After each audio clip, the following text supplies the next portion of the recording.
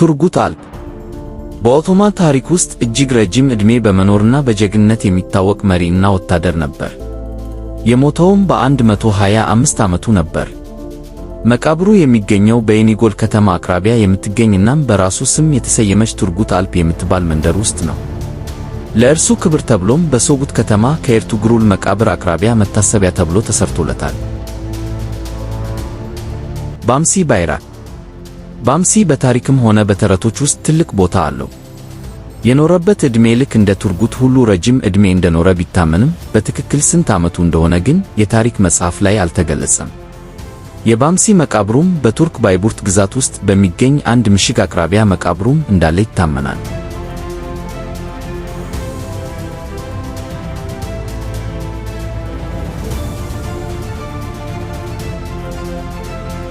አብዱራህማን ጋዚ የካዩ ጎሳ ዋና ጠባቂና የጦር መሪ የነበረው አብዱራህማን ጋዚ እስከ ኦስማን ዘመን ድረስ ቆይቷል።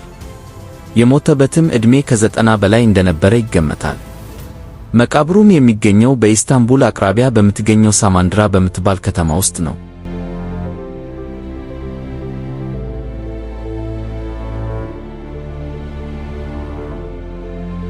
ሳምሳ ቻውሽ የኦቶማን ግዛት የመጀመሪያው ቻውሽ ተብሎ የሚታወቅ ጀግና ነው። የሞተበት ዕድሜ የኤርቱግሩል ቤይ የልጅ ልጅ የሆነው በኦርሃን ጋዚ ዘመን ድረስ በሕይወት እንደነበረና በ1330ዎቹ አካባቢ እንደሞተ ይገመታል። መቃብም የሚገኘው በቢሌጂክ ግዛት በሙዱርኖ አካባቢ ባለች በእርሱ ስም በተሰየመች መንደር ውስጥ ነው።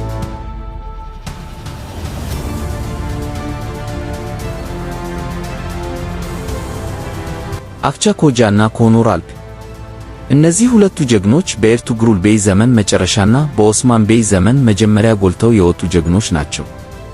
መቃብራቸው የአክቻ ኮጃ መቃብር በካንዲራ ሲገኝ የኮኑር አልፕ መቃብር ደግሞ በዱዝጄ ይገኛል። ቪዲዮ እንደተመቻችሁ አልጠራጠርም። እንደዚህ አይነት ቪዲዮዎች እንዲለቀቅላችሁ ከፈለጋችሁ ኮሜንት ላይ አስቀምጡልኝ።